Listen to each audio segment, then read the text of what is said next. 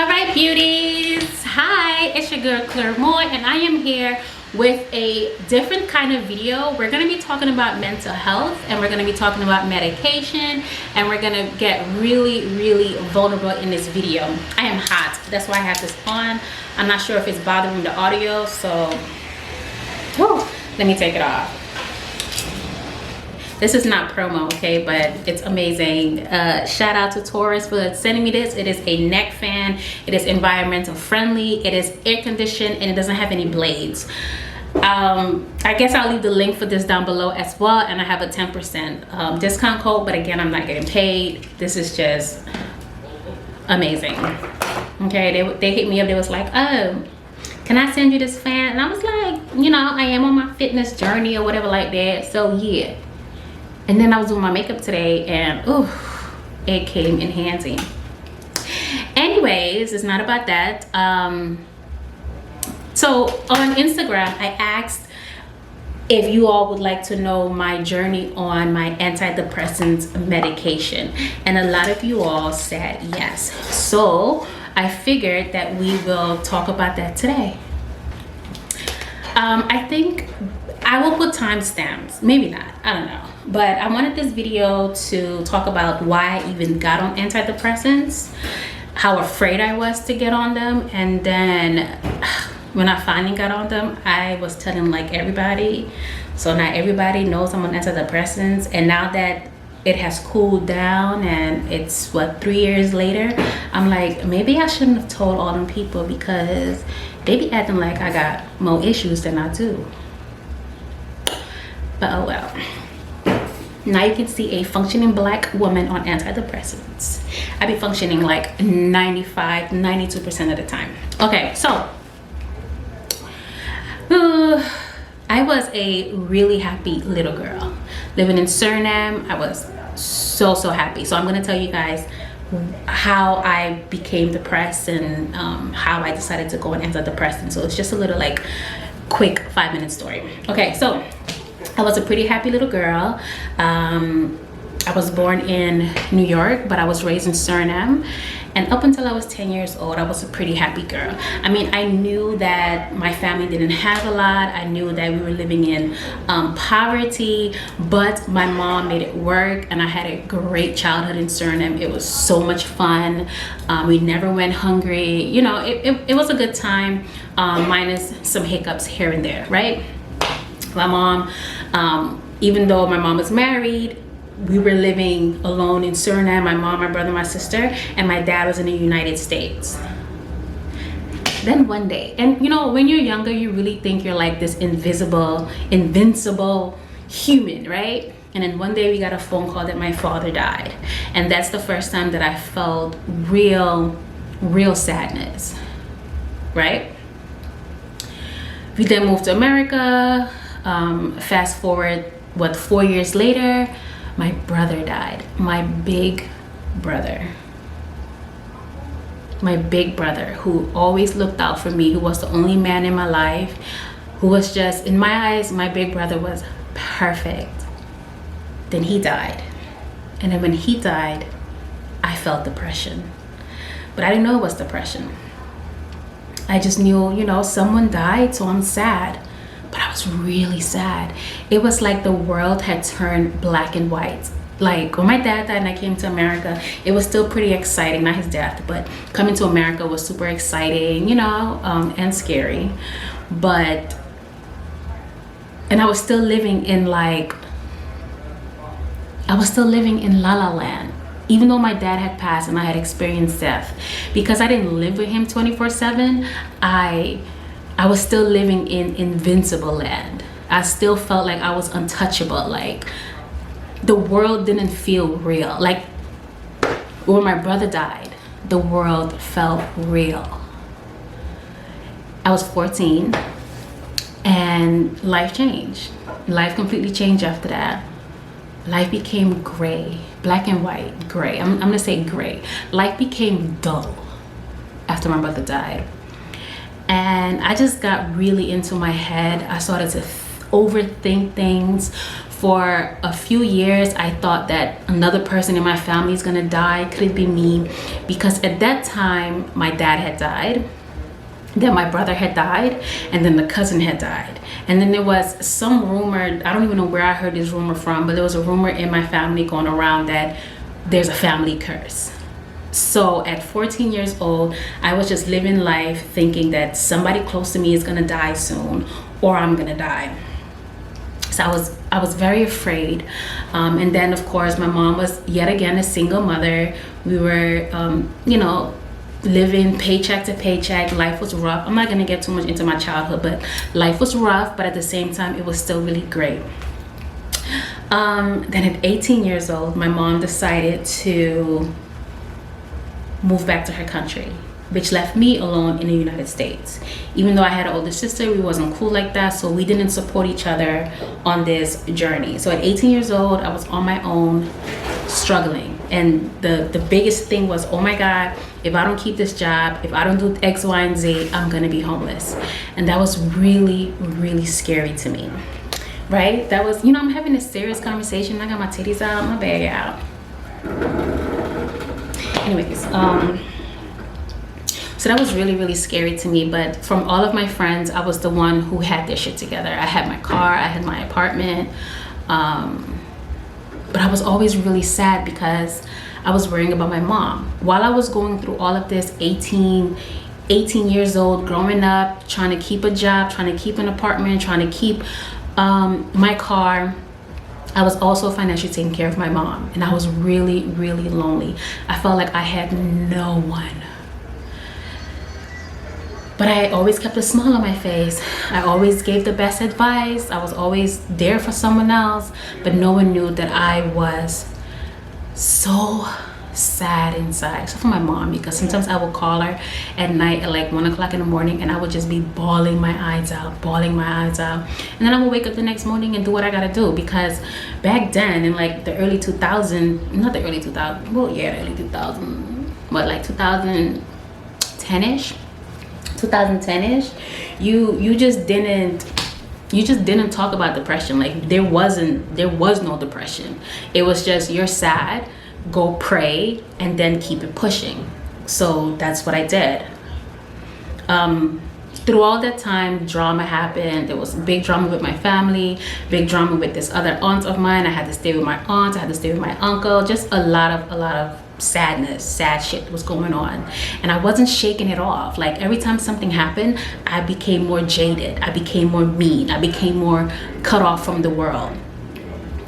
Even though I still smiled, even though I still made jokes, even though I still hung out, like what I was giving on the outside wasn't what was happening on the inside.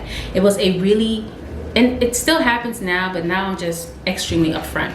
Maybe a little too much, but I was able to just come outside with a completely different mask on. I guess my representative came outside. I would smile, I would work, I would give advice, I would do my makeup, I would do my hair, but on the inside I was suffocating.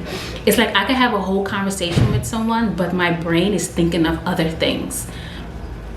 So we're gonna fast forward. Again, you know, now I get into a great relationship, which really, really helped my mental health. Also, I had some bad breakups that set me back. One of my exes used to call me bipolar, which I was not. But again, back then, those type of, if someone called you that, I don't know about other communities, but in the Black community, you don't want nobody to call you bipolar, schizophrenic. You don't want somebody to say any of those things to you, because you immediately become less than. You immediately become less important, because music. But you know, like people don't pay attention no more. You'll just be known as the crazy girl, the crazy lesbian Black girl. I didn't want that title. So I just became more and more sad. You know, I went from a high functioning human being to just wanting to stay in bed all day long, not doing anything. I was overeating, I was gaining weight, I had body dysmorphia, I didn't recognize myself. I had S thoughts, I had a lot of S thoughts. Thank God It didn't work. Thank God I am still here. Okay, so then in 2018, my mom was finally able to return to the United States. Keep in mind that when my mom was in Suriname, like from 2016, my depression was getting really worse. I was having anxiety attacks, panic attacks, but I don't know what these things were. I just felt like, you need to get it together, girl, because people are gonna think you crazy. Get it together. What do you mean you can't handle these emotions? Like my brain wasn't registering what was happening to me. It was like, this is what I'm feeling, but I have to get over it. I have to keep going. Like, what is happening? No, I am not weak. F that. I am strong. So in the meantime though, my mom is telling me to go see a therapist, go see a psychiatrist, blah, blah, blah, blah, blah. And I'm thinking to myself, you want me to go see a crazy doctor? Nah, you got me messed up. I'm not doing it. I am strong. I just need to pull up my pants, put on my big girl pants, and keep it pushing, keep working, keep going. Which is why you also see my social media going up and down, up and down, up and down, because my mind was going up and down, up and down, up and down.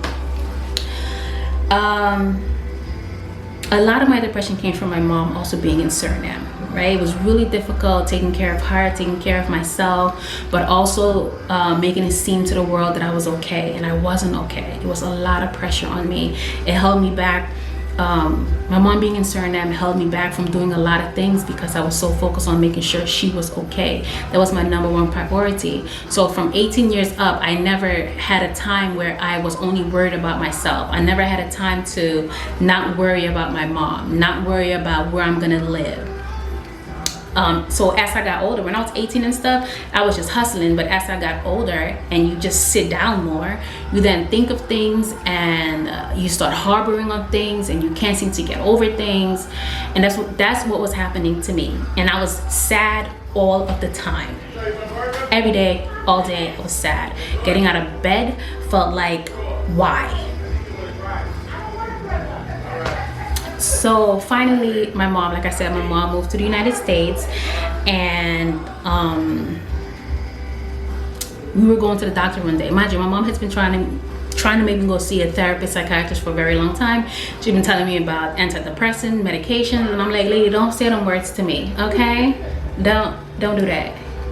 So one day we went to a doctor's appointment for her, and God, that song's so cute. Sorry, we went to a doctor's appointment for my mom, and as we were walking, there was a sign that said psychiatry. So mom was like, let's go inside. I was like, okay. So we went inside. I got an appointment, and I went back. The minute I sat down in that lady's chair, it was not a psychiatrist. What are they called? A physician assistant. All this time I thought it was a psychiatrist, but it was not. It was a physician assistant. I mean, you know, they kind of like a doctor, but you know, you still should have told me that you was not a doctor, but sidebar, sorry. So then the minute I sat in this lady's chair, I started crying. I couldn't tell her why I was crying. I was just crying. I couldn't believe I was in the office. I couldn't believe that I was in a doctor's office for my mind, because I thought I was so strong. I couldn't believe it. You know, so I started crying. She then got me together with a therapist. I started to see the therapist, and in conjunction with my therapist, I was also prescribed Lexapro. When I got on Lexapro, baby, my whole world changed. Like, remember when I told you it was gray? I literally started to see in color. It felt like I had put on a brand new pair of glasses, HD, 4K, and I could see in color. And everything just seemed so possible. I started school. I graduated with a 3.7 GPA. I don't think that I could have done this without those medications, without my therapy sessions that I barely go to right now. But I still be checking in with my psychiatrist because I'm still taking antidepressants. But literally, my whole world changed when I started taking Lexapro. I didn't have any bad side effects. I didn't gain weight on Lexapro. I actually lost some weight. but I didn't cry for 2 years. I could not cry. Tears could not come out of my eyes. If I got sad about something, I just shrugged it off and kept it moving for 2 years. And they put me on like, I think the lowest dose at first, and then I went up a little higher. I could not cry. I literally did not cry for 2 years. I also have not drank for 3 years because I just stopped, because they said, you know, you can't mix liquor with antidepressants because you could like catch a seizure. That was enough for me never to drink again. So I did not drink at all. Sometimes I try to have a glass of wine because they said that's okay, but for some reason, I don't know, I just can't drink no more. It makes me nauseous really fast, which is crazy because before I used to be a real serious drinker. Yeah, so I got on antidepressants. At that time in 2018, I was at a really low point in my life because I had another dramatic event happen between my sister and I that just kind of knocked me off my feet. And you know, so boom, I was on Lexapro. Everything was going amazing. I was going around telling the whole world, every person that I spoke to, every black person I spoke to, I was like, yep, I take antidepressants and I'm doing so good and do. The negative side effects that finally happened is 2020. When 2020 happened, COVID, I could no longer take, I couldn't get in contact with the doctor's office. So I just got off of Lexapro without a doctor's supervision. I was calling, I was driving by, it was closed. They wasn't checking on their patients at all, okay? So I'm very happy that my symptoms of depression aren't like manic or bipolar or schizophrenic, because they just left their patients. Like, we had to fend for ourselves. I had no more medication and couldn't get my hands on any. Next thing you know, my body, I guess from getting off of Lexapro so abruptly, my body was killing me. I don't know where the pain was coming from, and for some reason I didn't put it together that the pain was coming from not taking the medication anymore. I'm talking about my thighs were hurting me, my calves, my shoulders, my arms, just this like pain of my nerves. It felt like my nerves were hurting. Finally, you know, things started to calm down with the pandemic, and I got in contact with my my psychiatrist, my physician assistant, psychiatrist lady, whatever. And she was like, oh, you shouldn't have gotten off the medication like that. I said, I know, but yeah, I wasn't available. So I didn't want to be on Lexapro anymore. I was taking the medication now for 2 years, and I felt that I wanted to get off the medication. Since I was off of it, I didn't want to get back on it. But I started to have symptoms again. And I don't know, for some reason I started to feel bad about being on antidepressants. I felt like if I'm taking antidepressants, it's masking my problems, so I don't even know if I still have issues because I'm not dealing with them, because the antidepressants, in my opinion, they suppress your feelings. They don't take away your feelings, okay? Whatever problems you're dealing with in life, those problems are still there. But what it does is that you're better equipped to handle it. Like, your emotions don't go haywire. You don't get knocked down as easily as you would without them. That's what it was for me, at least. So anyways, I decided to get off of the medication, and then after a while, because when I was first on it, sorry for going back and forth, when I was first on the medications, I really thought that I never want to get off of this is amazing. And then 2 years later, I felt like I wanted to get off of them, and this is not working for me. Whoop-de whoop whoop. So then I contacted her. She told me that she doesn't think I should get off of it. Let's try a different medication. So she put me on bupropion, and I was taking that. It wasn't working that well. I was crying all the time again. I was having negative emotions. But my mom was living with Christina and I, and that was amazing. It was amazing, but it was also difficult having your partner and your mother living together. So, you know, all these thoughts again, all these things that I couldn't shake off came back. And then we decided to try another medication called fluoxetine. So fluoxetine is Prozac. I don't know, it's like a cheaper version of Prozac. Don't quote me. Mind you, this video, I'm not a doctor, obviously. I'm just somebody who is battling depression, but I'm doing really well right now. Anyway, so now I'm taking fluoxetine hydrol 40 mg, and I'm also taking bupropion 150 mg, and those two combined, whew, I feel really great. Nothing is really bothering me. I'm handling my business. I've been doing really good on my diet, eating healthy, sticking to a workout regimen. Okay, so now I've been on these pills for these antidepressants for 3 years. The first 2 years I didn't take full advantage of them. I felt like I was just so happy that I wasn't so depressed anymore, that I was just speeding through life, speeding through school, not really paying attention to the issues that I have to fix in my life. Now my 3rd year on antidepressants, because I don't want to be on antidepressants for the rest of my life. I mean, if I have to, I have to, but that's not the goal, right?